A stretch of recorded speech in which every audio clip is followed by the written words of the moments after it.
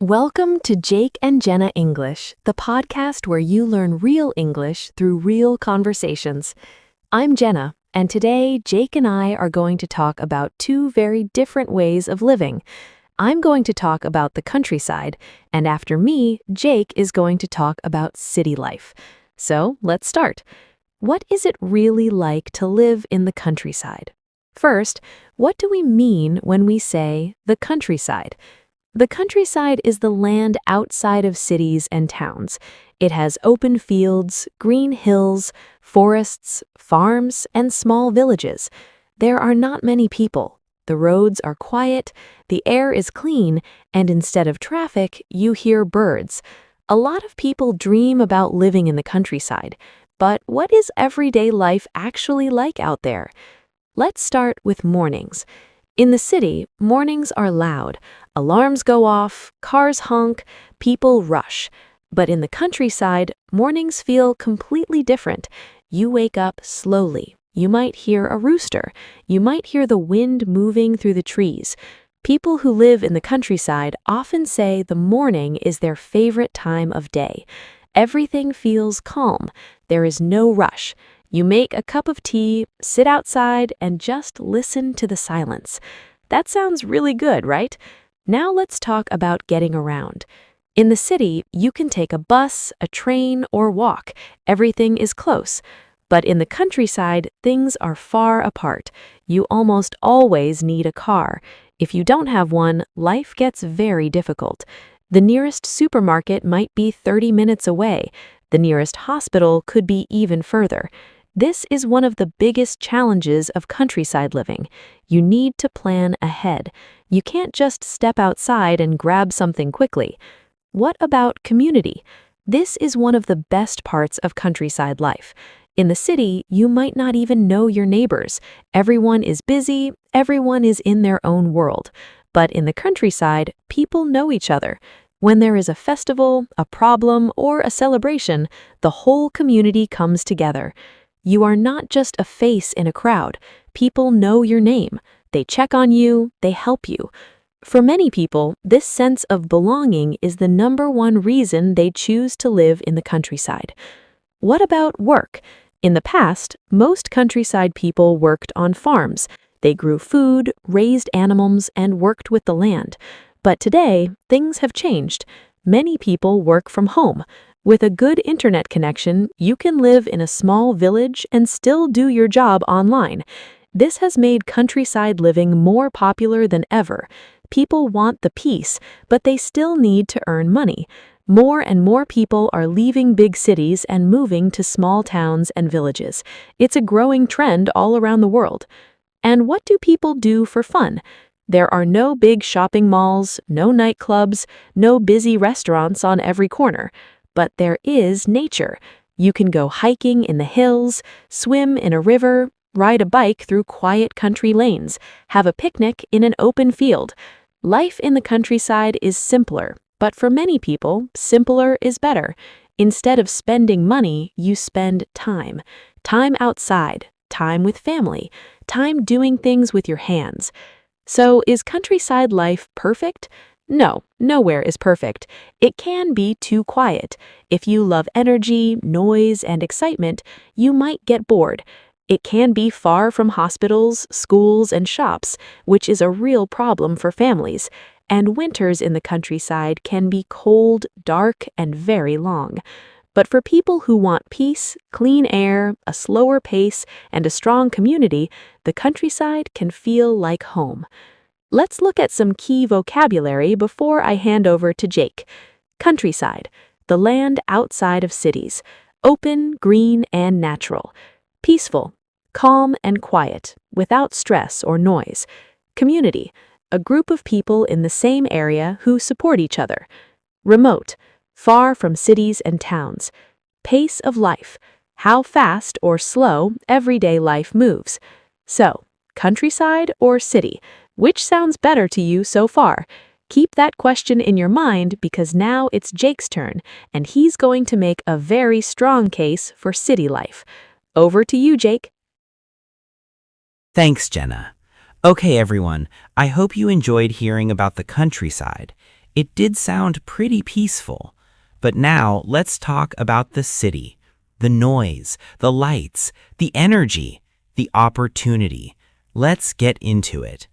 So, what is city life? A city is a large area where many people live and work together. Cities have tall buildings, busy streets, public transport, shops, restaurants, schools, and hospitals. Everything in one place. Cities are the centers of business, culture, and opportunity. If you want to find work, study, or meet people from all over the world, the city is where you go. Right now, more than half of the world's population lives in cities, and that number keeps growing. So clearly, a lot of people love city life. But why? Let's start with opportunity. In the city, there are jobs everywhere. Big companies, small businesses, restaurants, hospitals, schools, all looking for people. If you lose one job, you can find another. If you want to change careers, there are options. The city gives you choices. And it's not just work. Cities have universities, colleges, and training programs. If you want to learn something new, the city makes it possible. For young people especially, the city feels like a place where anything can happen. Now, convenience. In the countryside, Jenna told you that you need a car to get anywhere. But in the city, you can walk, you can take the bus, you can jump on the subway. Everything is close. The supermarket is around the corner. The cafe is downstairs. The gym is 5 minutes away. You can order food at midnight and it arrives in 30 minutes. You can find a doctor on a Sunday. You can buy almost anything anytime. City life is fast, and for a lot of people, that speed is exactly what they love. What about culture?